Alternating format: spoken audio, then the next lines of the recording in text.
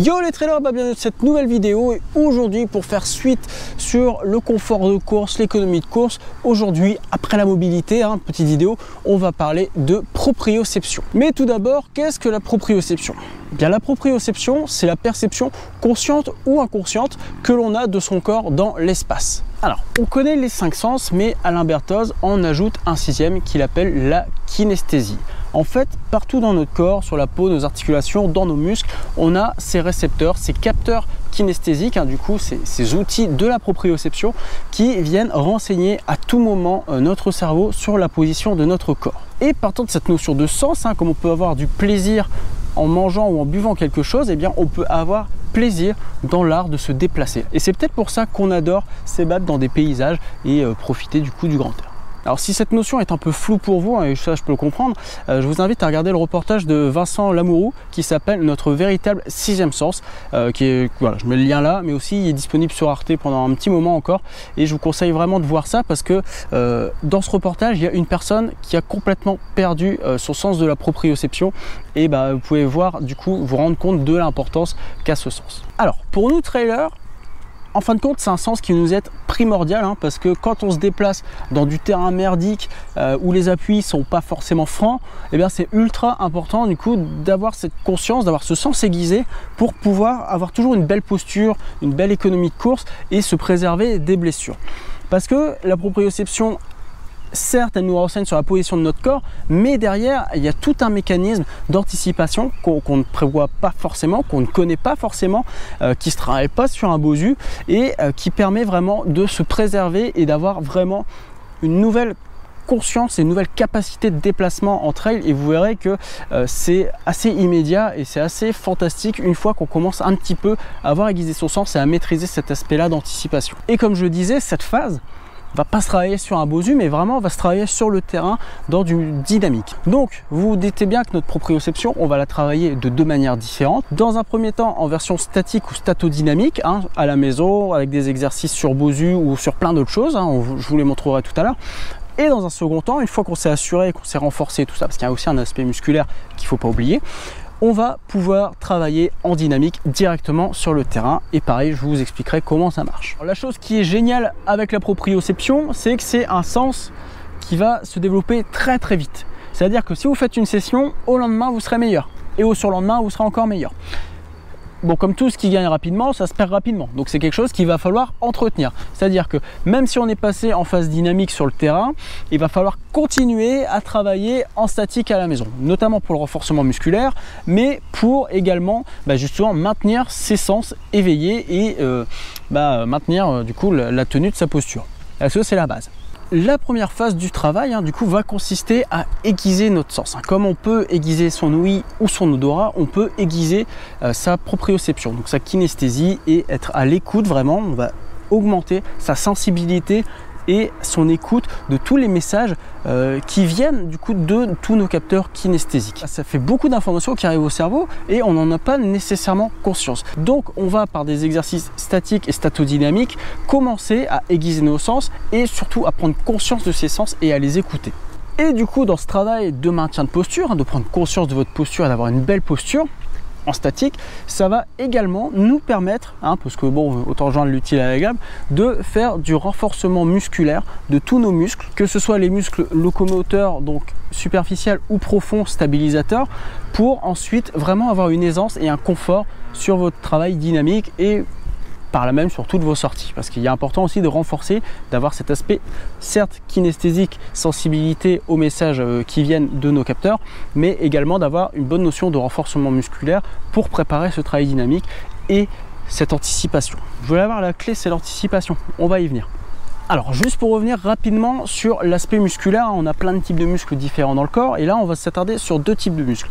On a les muscles superficiels, genre les quadriceps, c'est des muscles longs, puissants, gros, assez loin des articulations et qui sont plutôt locomoteurs. Donc en gros, ces muscles s'activent quand il va y avoir une charge lourde à déplacer, entre guillemets. C'est-à-dire le poids de corps déjà, c'est lourd.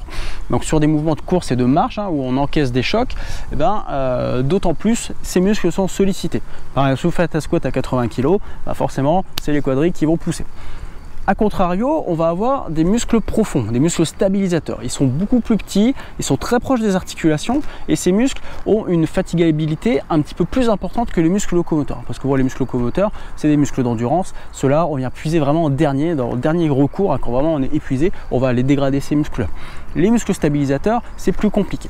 Et une autre caractéristique de ces muscles, et qui la définit le plus, c'est que ces muscles sont stabilisateurs et du coup vont intervenir, vont fonctionner sur des efforts, on va dire, plutôt légers, de correction. C'est-à-dire que sur un squat à 80 kg, ce n'est pas ces muscles-là qui vont interagir directement, c'est plutôt vos gros muscles. Tandis que sur un appui unipodal, un maintien sur une jambe, c'est vraiment ces petits muscles-là qui vont venir travailler pour corriger votre posture. Donc ces muscles aussi qui sont primordiaux dans le rôle de la stabilité articulaire vont permettre le maintien d'une belle posture et du coup de faire des micro-corrections, mais aussi vont être engagés dans d'autres mécanismes. Et ça, on en parle après. Donc vous comprenez bien, on a deux types de muscles, on a les mêmes capteurs kinesthésiques. Le but de ce renforcement et de cette méthode pour aiguiser nos sens, d'être conscient et de les écouter, ça va être de bosser de deux manières différentes. Vous vous doutez bien, on a du muscle fort, du muscle stabilisateur, donc il va falloir renforcer les deux. Donc voilà, je vous propose de faire des exercices que vous pouvez faire chez vous avec très peu de matériel qui vont vous permettre d'une part d'aiguiser vos sens, de deux d'être un peu conscient. Vous voyez bien qu'un équilibre sur un pied, dès qu'on a les yeux fermés, c'est beaucoup plus compliqué. Donc voilà, on va développer aussi ça et on va en même temps en profiter pour faire du renforcement musculaire qui nous sera utile sur le terrain et pour la deuxième partie. Et ça, je vous en parle tout de suite après cette démonstration. Alors pour commencer ce travail, on va déjà commencer par un appui unipodal, jambe à 90 degrés, les bras en l'air, et on peut rendre ça un peu plus difficile en fléchissant la jambe et en fermant les yeux. Voilà, donc ça c'est le premier exercice. Ensuite on peut venir passer une bande élastique sous son pied, au milieu de son pied, et la mettre sous tension. Ça va vachement stimuler le fibulaire. Et voilà, vous mettez votre jambe à 90 degrés, vous pouvez plier votre jambe, fermer les yeux, enfin voilà, si vous voulez complexifier, il y a plusieurs aspects. Le but c'est toujours de tenir le plus longtemps possible et chaque fois d'un côté. Donc après on va faire un travail avec une balle, donc balle massage ou balle de tennis qu'on va placer sous son talon pour stimuler vraiment la stabilité au niveau du pied. Pareil, jambes tordues, jambes pliées, les yeux fermés, voilà, il y a toute une ribambelle d'exercices que vous pouvez diversifier. Après bon, Bosu, plancher mou, voilà, au choix. Donc sur le Bosu on a deux côtés, le côté avec les pics qui est le côté facile, le côté sans pic qui est difficile. Et pareil, on va aller reproduire des équilibres, donc unipodo, voilà, en fléchissant, en fermant les yeux, enfin voilà, on reprend les mêmes exercices, sauf qu'on le fait sur Bosu. On peut aussi venir faire un peu de flexion du genou, voilà, on va essayer de contrôler son genou pour pas qu'il parte dans tous les sens et garder son équilibre. Alors jambe devant, jambe derrière, c'est comme vous voulez. On peut aussi venir faire des fentes contrôlées, alors le but c'est de vraiment contrôler le mouvement arrière, pas juste sauter à l'arrière pour faire son mouvement. Et un autre truc c'est des montées de genoux, voilà, c'est toujours pareil, un petit mouvement dynamique pour tenir tout ça en équipe. Un autre exercice très intéressant c'est le squat en tempo, donc on va descendre pendant 5 secondes, attendre 5 secondes en bas, et remonter. Voilà, alors ça va vraiment stimuler toute votre stabilisation justement dans un mouvement contrôlé et c'est du travail excentrique et donc pour le renforcement musculaire, c'est assez génial. Après, le pire exercice du monde qu'on peut faire, c'est le deadlift. Voilà, c'est un exercice que je maîtrise pas du tout. Donc on peut mettre sa main sur un appui au début, l'enlever progressivement et ne plus l'utiliser jusqu'au bout. Voilà, c'est vraiment un très très bon exercice de renfort et de stabilité. Ensuite, on peut faire des petites descentes en excentrique. Voilà, on monte sur les pointes de pied, on descend en excentrique tranquillement. Bon renfort, bonne stabilité. C'est assez sympa.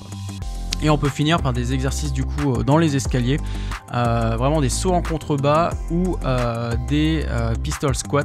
Alors ça c'est plutôt un aspect renforcement musculaire et plutôt contrôle au niveau du genou. Voilà pour cette gamme d'exercices. Bon, une fois qu'on s'est bien renforcé, qu'on a bien affûté ses sens, qu'on est conscient de tout ça, on va pouvoir passer à la phase dynamique. C'est bien beau d'être stable et d'avoir conscience de sa posture sans rien faire, sur place, en équilibre, mais c'est un peu plus important pour notre pratique du trail d'avoir cette conscience dans le mouvement. Parce que vous savez, en trail, certes on court, mais on va surtout se servir beaucoup des bras et de sa posture de manière générale pour corriger les faux pas qu'on ferait sur le sol et pour maintenir du coup notre posture. Parce que vous savez bien que être debout, vous êtes plutôt droit et donc dès que vous mettez un bras devant, votre posture va s'adapter et pour répondre du coup à ce mouvement là, votre posture va compenser et vous allez toujours trouver votre équilibre. Et c'est cet aspect là maintenant qu'on va venir chercher. Certes, ce travail vous permet d'avoir conscience de vos déplacements, d'avoir une bonne correction, une bonne posture, une bonne économie de course et tout ça, mais il y a un autre enjeu majeur en fait de ce travail de proprioception, c'est la prévention des blessures. Et ça, on l'oublie bien souvent parce qu'il y a un aspect anticipation et préservation de vos articulations, surtout notamment dans les mécanismes d'entorse, qui sont directement liés à la proprioception et au retour que vous avez de vos capteurs kinesthésiques. Et ça, du coup, je vais vous expliquer parce que c'est la petite note scientifique de la vidéo. Alors, notre histoire scientifique commence en 1965 où le professeur Freeman constate que la proprioception est liée à un étirement. En fait, plus particulièrement, on va parler de réflexe myotatique. Le réflexe myotatique, c'est une contraction du muscle en réponse à son propre étirement. Pour l'exemple, typiquement, quand vous réalisez des étirements, vous voyez bien qu'au début, ça se contracte un peu partout, ça panique, et au fur et à mesure, vous arrivez juste à vous centrer, ça se détend, vous pouvez aller plus loin dans votre mouvement d'étirement. Eh bien, c'est à peu près la même chose. Quand vous courez, pour le peu que hop, votre cheville part, eh bien, le corps va sentir cet étirement et va faire une contraction du muscle pour revenir à la position initiale. Mais il y a un loup dans tout ça, parce que en 1985, Tonard constate que ce réflexe myotatique met entre 80 et 100 millisecondes à se déclencher. Or, le mécanisme de l'entorse, de la lésion de l'entorse, s'effectue au bout de 30 millisecondes de faux mouvement. C'est-à-dire que hop, 30 millisecondes, j'ai déjà des lésions, 80 millisecondes, ça corrige. Et donc il en déduit qu'il y a un autre mécanisme, un mécanisme d'anticipation qui va venir éviter les lésions dues à une entorse. Et c'est là que Fayol intervient en 2006. Vous voyez, on est depuis 1965, on arrive en 2006. Et là, c'est l'aspect un peu plus bourrin scientifique. Du coup, je vais lire mes notes. Alors, il nous dit donc qu'il y a la combinaison de deux systèmes. Mais on va en voir un parce que le deuxième c'est un peu plus bourrin, ça fait appel au réflexe et à la colonne vertébrale et tout ça, donc c'est un peu plus touchy et c'est pas la notion la plus importante à comprendre. Donc il nous dit qu'au niveau central, dans la tête, un apprentissage de chaque activité gestuelle permet d'acquérir un système d'anticipation permettant d'envoyer une commande de prétention musculaire. C'est-à-dire qu'on regarde ce qui va se passer, on se prépare, on sait ce qui va arriver. Hop, le cerveau envoie une commande de prétention musculaire. Ce phénomène d'anticipation permet d'ajuster en permanence les afférences que le système nerveux central reçoit. Donc ça, c'est les messages de votre système kinesthésique, de tous vos petits récepteurs. Et celle qui s'attend à recevoir. Donc ça, c'est ce qui s'attend à recevoir donc par rapport à ce qu'on a anticipé, ce qu'on a vu et ce qu'on ressent vraiment. Et du coup, s'il y a une différence entre ces deux sources d'information, le geste moteur est corrigé, évitant ainsi la lésion de l'entorse. Pour vous la refaire rapidement, on regarde, on voit ce qui va se passer, on écoute nos capteurs kinesthésiques, si on ressent une différence, on corrige le mouvement. Très simplement, mais d'une efficacité redoutable pour éviter les entorses. Donc il y a vraiment un mécanisme de protection générale lié à la proprioception et vraiment à la raideur du coup musculaire qui est ordonnée par le cerveau, et ça on va aller le travailler dans la phase dynamique. Bon, pour la phase dynamique, comme pour la phase statique et statodynamique, on va travailler par étapes. On va pas directement partir comme des bourrins dans les grosses descentes ultra techniques. Il faut avoir une progression consciente et sensée, parce que bon, vous vous en doutez, la proprioception c'est un des facteurs essentiels de la performance en descente. Et c'est pas une vidéo sur la descente pour l'instant, mais c'est important de travailler ça pour être bon en descente. Tout d'abord, le premier truc à faire, c'est pas de jouer dans une cour et en plein jour, mais c'est dans ces conditions-là qu'il faut commencer son premier travail dynamique. Ici, c'est quoi? C'est la nuit, la pénombre, quelques éclairages ou à la frontale. Pourquoi? Parce que notre proprioception est souvent inhibée directement à cause de notre regard. On regarde les choses, on n'est plus à l'écoute de notre corps, on regarde ses membres, on connaît leur position, on est moins attentif aux informations que nous renvoient ces capteurs. Ce travail de nuit là est génial à expérimenter parce que c'est votre premier travail dynamique et c'est ce qui va vous permettre vraiment d'être à l'écoute de tous vos capteurs, de sentir la pose de pied, les muscles qui se contractent, si vous avez une différence entre votre pied droit et votre pied gauche, la contraction des muscles abdominaux et tout ça, et c'est super important pour ce travail de conscience et comme j'ai dit, de premier travail dynamique. Voilà, bon, une fois qu'on a un peu vu cet aspect là de nuit, effectivement d'essayer de prendre conscience de sa foulée, on part sur le terrain. 2 points d'attention de prime abord. La première chose, quand on va courir sur du terrain technique, on va toujours chercher à mettre son pied en hauteur. On va pas mettre son pied entre des racines, entre des cailloux. On va mettre ses pieds sur les racines ou sur les cailloux. Ensuite, on va plutôt essayer de privilégier une attaque médio-pied. Alors, je vous explique, je ne fais pas l'apologie de l'attaque médio-pied, mais la chose intéressante à voir là dans cet aspect-là de proprioception, c'est qu'une attaque talon est un mouvement en boucle fermée. Une fois que vous commencez votre attaque talon, vos mécanismes de correction, vos capacités de correction sont vraiment très faibles. Sur une attaque médio-pied, plutôt à l'avant du pied, vous avez des muscles stabilisateurs dans votre pied, dans votre cheville, dans vos genoux et vous avez capacité d'interagir beaucoup plus facilement et avec beaucoup plus d'options. Donc c'est beaucoup mieux pour ce phénomène d'anticipation, de pré-raider et de correction qu'il faudra apporter. Alors le but de ce travail dynamique, ça va être dans un premier temps d'avoir conscience de vos mouvements, puis d'automatiser cette conscience, du coup de le passer de mode inconscient pour que même si vous soyez ultra fatigué sur votre trail ou ultra trail, ce mécanisme soit toujours en place. Il sera moins efficace, mais il sera toujours en place. Deuxièmement, et là pareil en descente c'est ultra important, c'est d'apprendre à avoir confiance en vous. Ne pas regarder vos pieds quand vous courez parce que vous savez que vos pieds vont bien faire le boulot, c'est de la confiance. Et vous allez apprendre du coup à avoir soit de conscience dans un premier temps de vos messages, de la position de votre corps et de tout cet aspect du coup kinesthésique. Et dans un second temps, vous allez apprendre à avoir confiance en votre corps et à ses propres déplacements. On en a déjà tous fait l'expérience. Quand on doit faire un saut en longueur, vous voyez bien qu'on piétine pour poser le pied le plus proche possible de la planche. Et je ne sais pas si ça vous est déjà arrivé, mais parfois vous courez et vous voyez des cailloux puis vous dites ah merde, là sur ma trajectoire je suis cuit et automatiquement hop, vous avez une correction qui se fait de votre geste. Et c'est ça qu'on va aller stimuler du coup d'autant plus avec ce phénomène d'anticipation. Donc le but dans un premier temps, ça va être de stimuler votre capacité à analyser le sol, à décrocher votre regard de vos pieds et à regarder devant. Parce que c'est essentiel, si vous voulez, du coup, comme on dit, avoir cette précontraction, cette raideur musculaire, il va falloir regarder devant pour voir où vous allez. Et de là, votre cerveau va apprendre à analyser. C'est important, c'est un aspect qu'il faut travailler, c'est de la mémoire visuelle et la quantité d'informations qui déferlent de vos capteurs plus de vos observations, ça fait full d'informations et il faut entraîner son cerveau. Le cerveau, c'est un muscle comme un autre et du coup, c'est important de le stimuler. Notre progression va se passer plus ou moins comme ça, c'est-à-dire qu'on va d'abord travailler à plat sur des terrains peu techniques. Pourquoi on va travailler à plat? Comme je vous l'ai dit, il y a un apprentissage à faire déjà sur le fait de ne pas regarder vos pieds. C'est facile en course à pied, on porte le regard loin, il y a du bitume, on se tient bien droit et c'est parfait, on déroule, on s'en fout de savoir ce qu'il y a sous nos pieds. En trail, pas une erreur, mais une habitude de débutant, on a peur, on regarde ses pieds pour voir où on place nos pieds. Le problème de cette chose-là, c'est que si je regarde mes pieds, je vois pas où je vais. Et si je vois pas où je vais, je peux pas stimuler ma capacité d'anticipation. Et je fais pas mon travail de mémoire et d'analyse. Et de précontraction et de tout ce qui s'ensuit, de travail, de comparaison, blablabla. Bref, la première chose qu'on va chercher à faire sur du terrain plat très peu technique, c'est d'apprendre à lever la tête, à regarder 3 à 5 pas devant et pourquoi pas, si vous êtes un peu plus aguerri, 5 à 7 pas devant. Idéalement, 5 à 7 pas devant, c'est votre objectif. Pourquoi on ne travaille pas directement en descente? Parce qu'en descente, c'est bourrin, ça va vite, il y a beaucoup trop d'informations, on va beaucoup plus vite et une mauvaise pose de pied, c'est beaucoup plus fatal que sur du plat.